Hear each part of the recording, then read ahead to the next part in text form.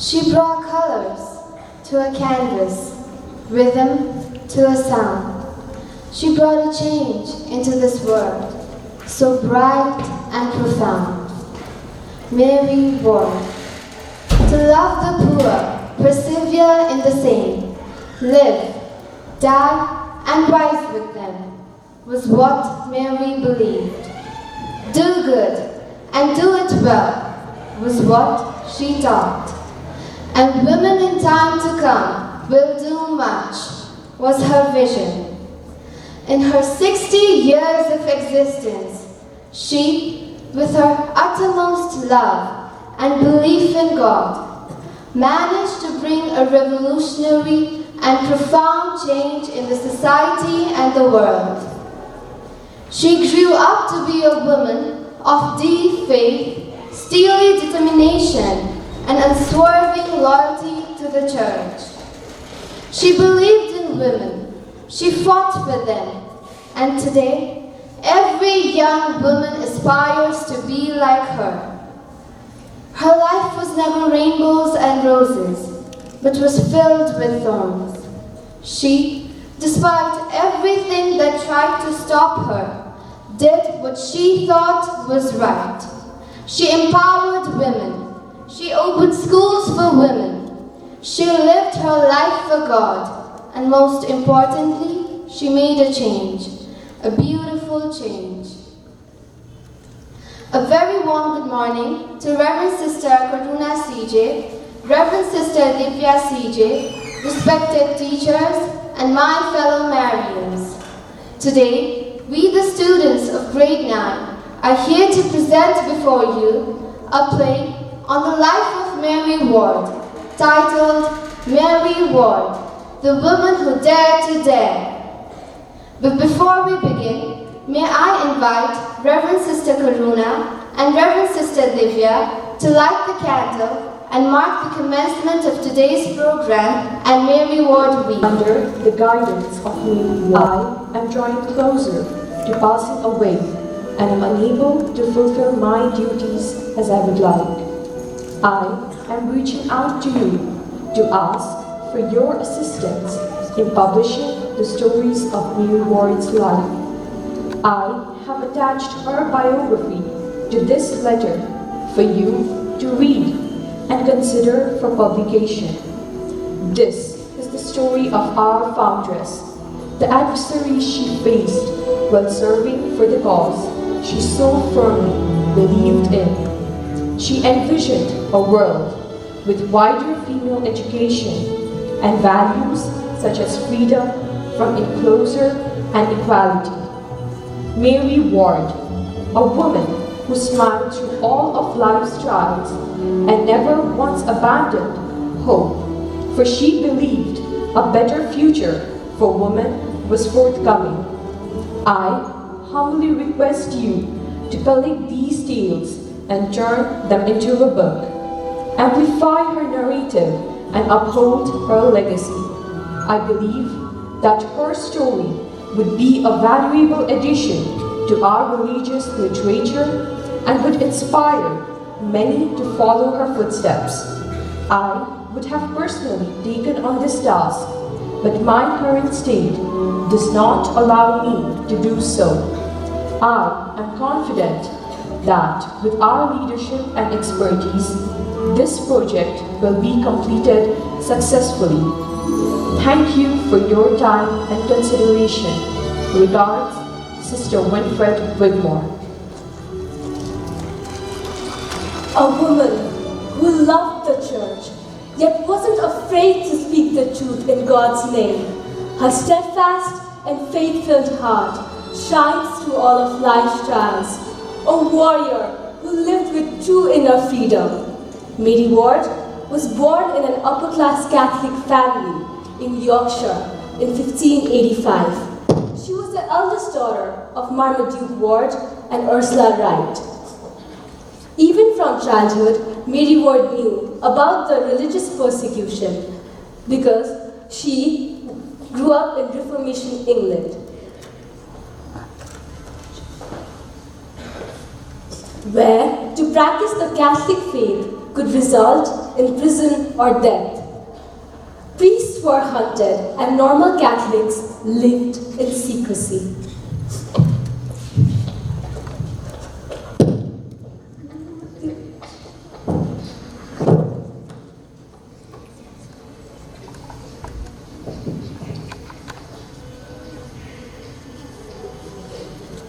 I know there is something more out there for me, something greater than this. I can feel it in my heart. I will pray and understand that God will make it. So if a spiritual life is what is intended for me,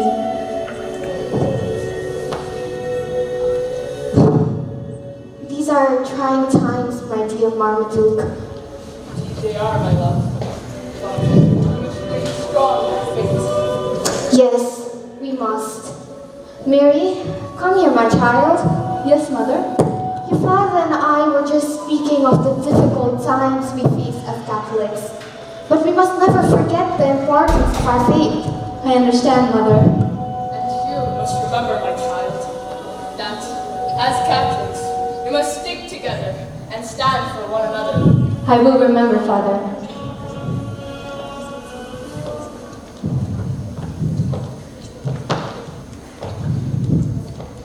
Dear Lord, please guide me in my path.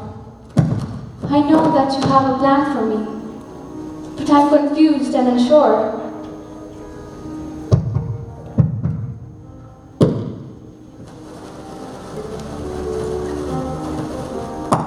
Father, what brings you here? I have come to talk to you about your future. I know, Father. I wish to travel to Europe and become a nun. My child, I understand your desire for religious life, but I must remind you the importance of marriage and family. Because in times like these, a married life is preferable to taking up a religious lifestyle. I understand, Father, but I cannot shake this feeling that God is calling me to something else. Then we must pray for his guidance, Mary. If it is truly God's will, he will make a way for you. Thank you, Father. With her unyielding resolve and will, Mary eventually persuaded her parents to let her join a convent. But there were no convents in England at the time, so she sailed to St.Mary. This is not what I envisioned, Lord. I thought this was what you wanted for me, but now I see that it is not. My child, what is troubling you? Sister, I feel like I have been led astray. I thought this was God's plan for me, but now I see that it is not. Sometimes, my dear, God's plans for us are not always direct. But have faith, Mary. He will guide you in the right direction. I hope so, sister. I will continue to pray for his guidance. She courageously left that convent and with the help of her influential friends, founded a monastery for poor clares. She, at that time, felt that this was what she needed to do. She could finally embrace the life she had wanted. But this didn't seem to be God's plan. She didn't feel content. Mary realized that God was calling her for something more and something different. She just didn't know what that was. In search of her answers, and God heard her plea. For she had a vision, and now she could be sure that God had called on to her, and she had to follow the glory of God. In 1609, at the age of 24, Mary felt the voice of God calling onto her. Her words, I felt my heart so full of love for this thing, accompanied by such glory that not yet can I comprehend what it is, expresses the depth and volume of what she experienced. Glory, glory, glory. With this glory vision, Mary was convinced that a life of active service rather than a contemplative one awaited her. She gradually gathered like-minded women around her so that when she set off again for the continent, she had a select group group of companions with her, and they were Mary Poyntz, Jane Brown, Catherine Smith, Susanna Rookwood, and Winifred Wigmore.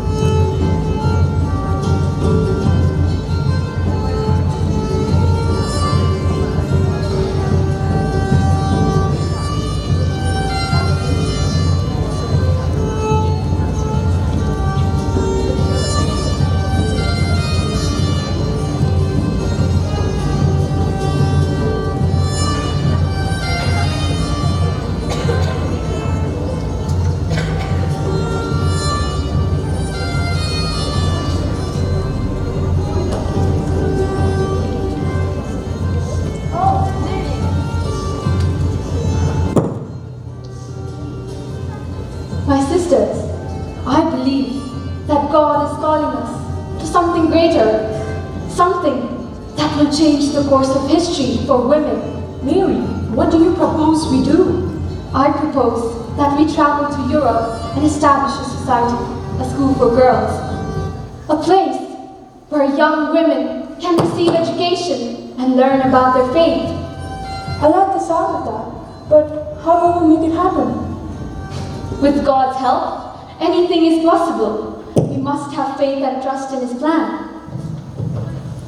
With a vision of a better future for young women, Mary and her companions settled in St.Mary, where they opened the first of many schools for young girls. My dear students, you are the future of our faith and our world. With an education and a strong foundation in your beliefs, you will be able to change the world. Sister, what will happen to us after we finish our studies here? That, my dear, is up to God. Education is the key to freedom. It is the key to breaking out of the cycle of poverty and ignorance. And I promise you, my dear girls, that if you work hard and have trust in God, you can achieve anything you set your mind to. And I have faith that He has a plan for each and every one of you. Thank you, sister. Mary Ward and her companions were pleased with their deeds until 1611, when she had another vision from God and heard Him instruct her to take the same as society. This meant she should live the same life as the Jesuits, to the extent that was possible for women. So they set about doing just that, and Mary felt the time was right to present a new vision to the Pope. The companions set off to a dangerous journey, right through the middle of the 30 Years' War and over the Alps on foot. Your Holiness, I have come to present a vision for a religious order for women. Go on, my child. Your Holiness, women have just as much right to a religious life as men do. I propose that we establish a society for women that will follow the same rules and regulations as the Jesuits. My child, your proposal is shocking and dangerous. Women are not meant for such a life. Your Holiness, I beg of you to consider it. We have already established schools and are making a positive impact on the lives of young women. I will consider it, but I make no promises. Years passed, but Mary's suggestions were only denied. She nearly feared her visions would never be realized. Another rejection letter from the Pope. It seems that my vision for a religious order for women will never come to fruition. Mary, don't give up your hope. We have accomplished so much already with our schools. Yes, you're right. it's not enough. I feel like God is calling me to something greater, and I can't help but feel that it's the religious order. Have faith, Mary. We will find a way to make it happen. I believe the Lord will fulfill our heart's desire. You're right. I will not give up. We will continue to spread the word and gather support. We will find a way to make it happen with God's help.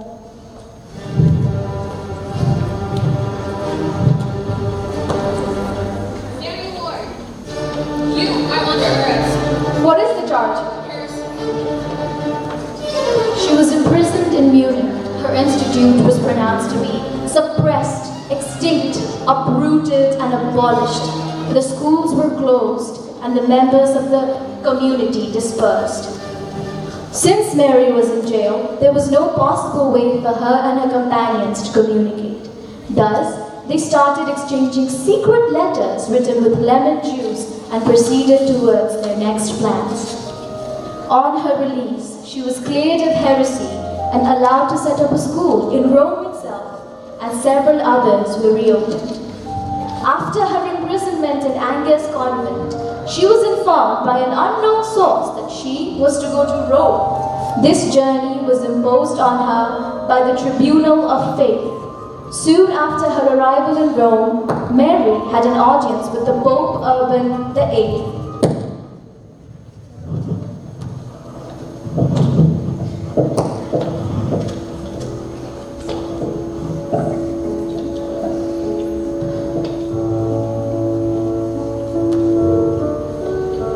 Holy Father, I neither am nor ever have been a heretic. Words spoken by Mary moved the Pope's heart. I request the Holy Father to grant 3 of my wishes. What are these wishes, my child? Do remove from me and my companions the stigma of heresy. Order the release of Winfred Wigmore, who is still imprisoned in Liege, for there are still members who wish to live under my direction. Very well, I shall grant these wishes. While Mary was eventually released from prison, her life's work had been shattered. Mary's health continued getting worse. She was weak, but her will was so strong that even in that condition, she planned to open a school in London under the nose of the British authorities, and did so with the help of her companions. But due to the rages of the Civil War, they again headed north. After 33 long years, Mary came back to England.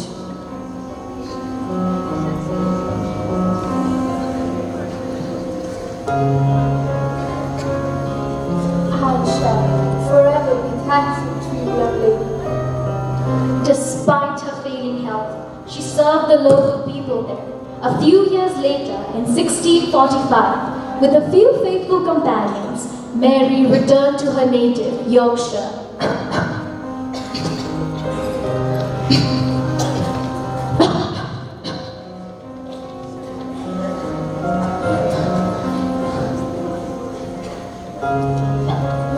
Please be at ease. Her health was at its worst. She had faith in God till the final moments and finally held her last breath.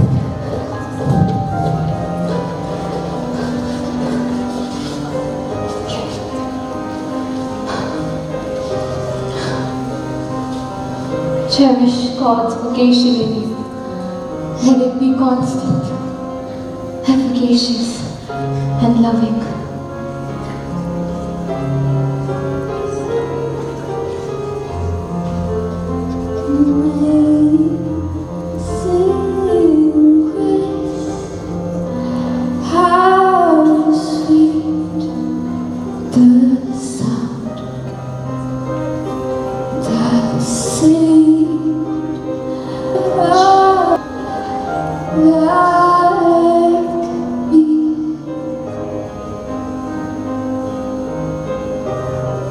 She felt an inner peace within her. She was cheerful even when she was moments away from her death.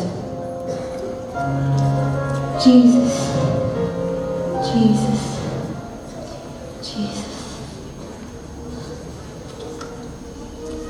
January 30, 1645, at 11 o'clock.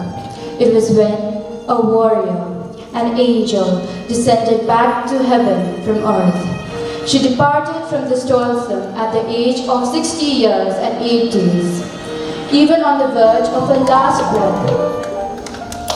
Was to be birthday of Mother Mary Ward, and the last scene on the skit what we saw, it was about her death, and it made me really emotional. At the same time, as I sat here, I felt kind of so much blessed I am being a part of Mary Ward family. As you look at Mary Ward girls, you can look at her portrait there. If you look at her, I don't know what that speaks to you, but it speaks a lot to me. And one of those I like to share with you is, Mary Ward, we have heard that she's very daring, very courageous. At the same time, I also would like to tell you girls, she was very loving. She was a loving person. So what does it tell our parents? But can we truly be happy following someone else's dream when there is a different future we have envisioned for ourselves? All that matters, why isn't it enough? Too much waiting for us. We can never achieve our goals unless we let go of our worries and fear. There will be times when we feel like giving up, times when it feels like we are stuck no matter how much we try to move forward. Even if the progress is slow, all the frustration and struggle will eventually be worth it. Nothing ever stays the same, and this is only the beginning. No darkness lasts forever, and with time, light will enter into our lives. But the path towards such a future requires commitment, a promise, to never look back, to abandon our weakness, and be persistent in our efforts. No matter what others think, what they would say, we must not be discouraged by their words. We cannot be afraid of their opinions, and let the fear of fear conquer our mind. We must learn to be free, our wings and fly like a butterfly. Our dreams to become reality. Surely such a day will come, but until then, believe in yourself and never lose faith.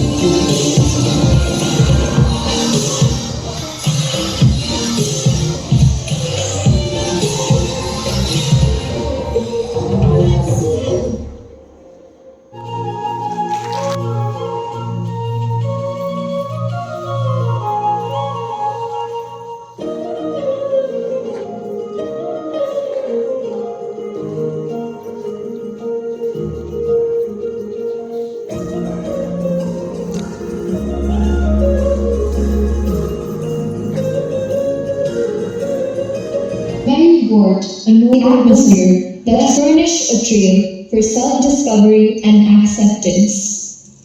However, the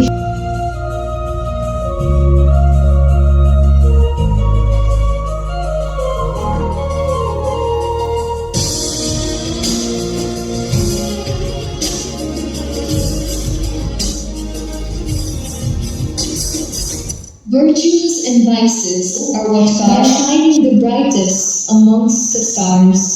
The touch me not plant, a plant that heals wounds, crumbles at the sight of anyone trying to heal hers.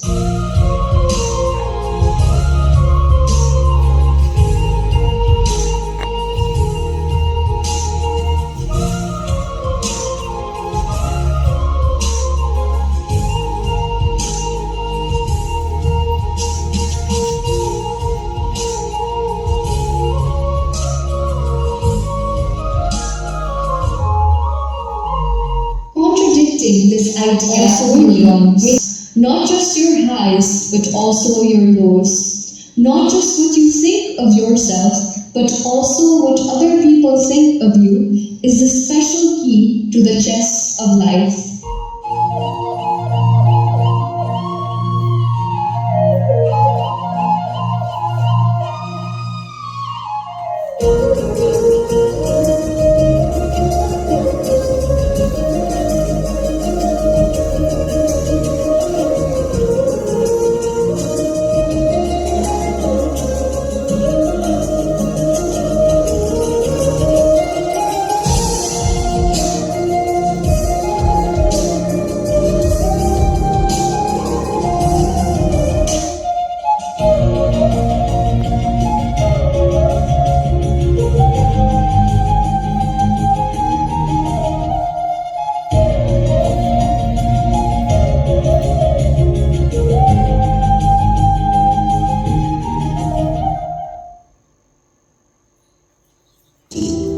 Why yes, the mirror is merely an inanimate object, a dangerously inanimate object.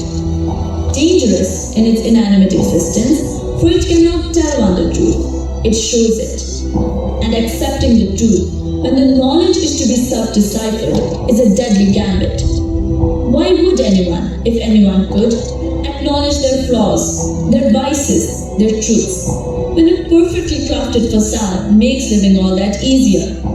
Why would anyone, if anyone could, realize the agony in pretending when the agony feels so much like a perfectly equipped solution? When you look in a mirror, what you see are errors. The errors in the nooks and corners of your glorious niche. The errors in your fake ambitions. The errors in your delusional appreciation of things instead of merely appreciate. What you see is a glitch. A glitch in the matrix of your void of an existence. In your bubble of temptations.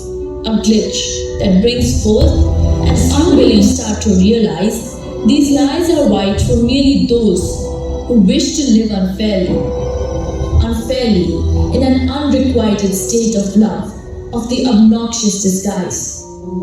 Carefully, you will pick away the lies to find the truth there was all along. The truth is you. When you observe the mirror, what you start to do is pick away the seemingly white lies. This observation is a revelation of what resides inside you.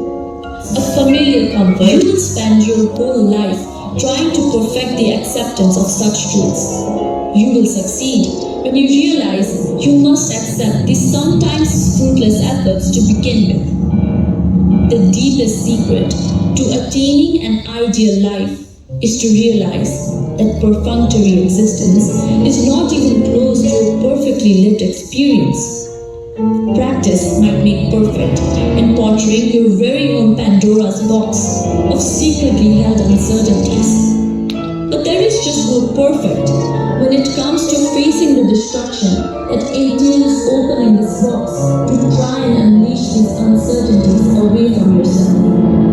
You are perfect, no matter the flaws, uncertainties, vices, truths. You are perfect. Because you aren't. When you peel the layers of the mirror, you will bleed. The shards of glass will get to you. The glass, so crystal clear, it will frighten you. You will realize the mirror is merely a sheltered piece of transparency. The mirror itself is a disguise for its truest self. The mirror itself discourages the truth. The mirror itself is full of vices. When you unlock the glass and rid of the mirror, you are left with hope again. A sense of melancholic hope, but hope nonetheless. This hope is for you to dive into the mirror, for you to become one with the mirror, for you to become the mirror itself.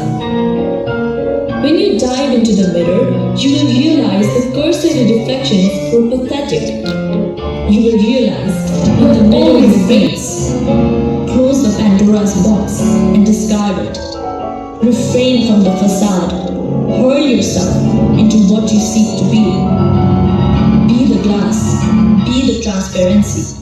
Be not frightened of the bleeding from the shards, but from the false coating. Be the truth and root out your vices and accept the flaws and nestle the uncertainties. Be a mirror to those seeking for honesty and present yourself as a glass to confirm the truth. Show yourself as you are and be what you show yourself. And corner at night and believes in the very foundation of change.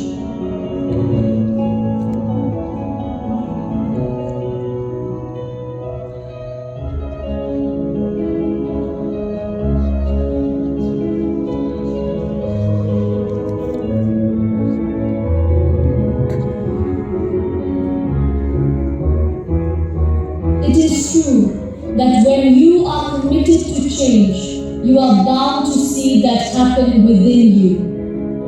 And at an age where the mind is like a futile pile of soil or a scattered blob of clay, it becomes easier to sow the seeds and mold the shape the way you desire.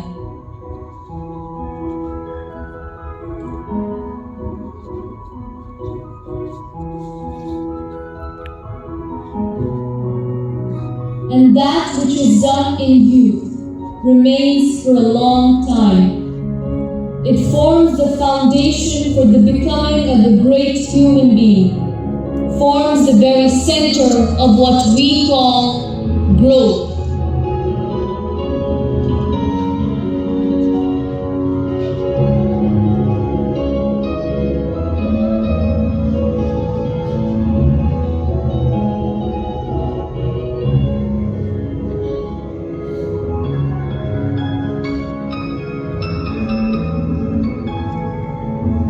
While habits are a way of contemplating who we truly are and what it means to have faith, they also reveal much of ourselves.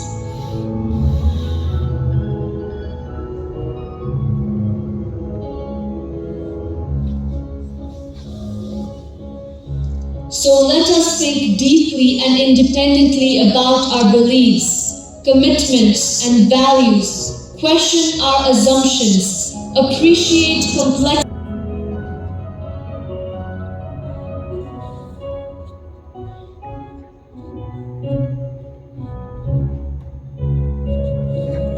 While we may think that we have our entire lives to make choices regarding who we are and what we become, those choices don't set in as firmly as the ones we make in our... The absolute peak of our lives is our youth, and we can make the most of it by cultivating habits that not only make us a better human being, but a voice of change, of justice, of truth, just the way that Mother Mary Ward was and will forever be.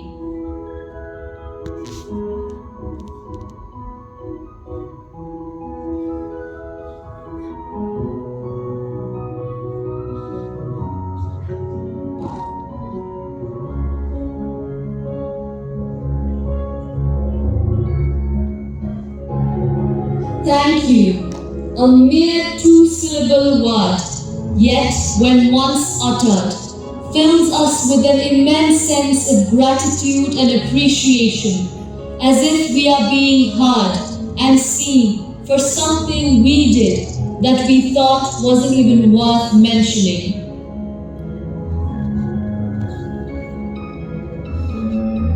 And these are what good habits are. The semblance that we are, indeed, people with goodness in our hearts.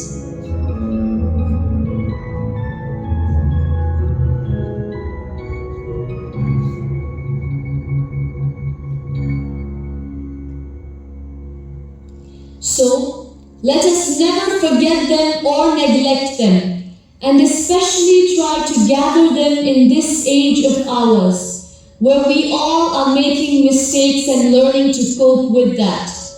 Let us not gather the strength to suffer, but to build the strength.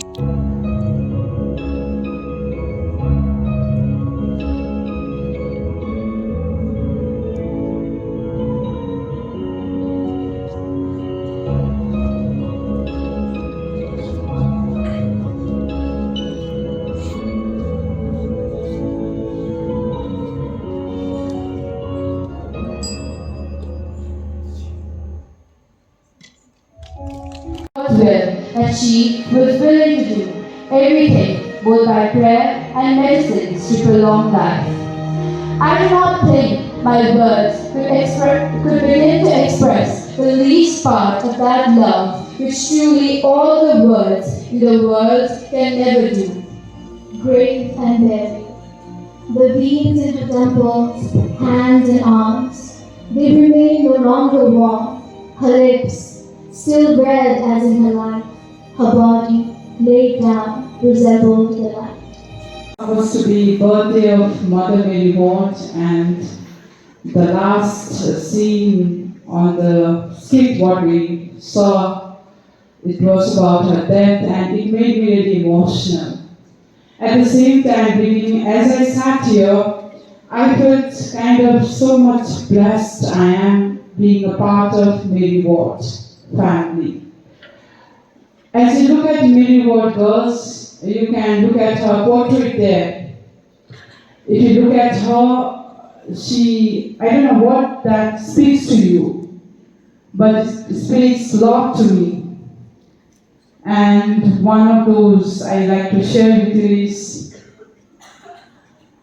Mary Ward, we have heard that she's very daring, very courageous. At the same time, I also would like to tell you girls, she was very loving.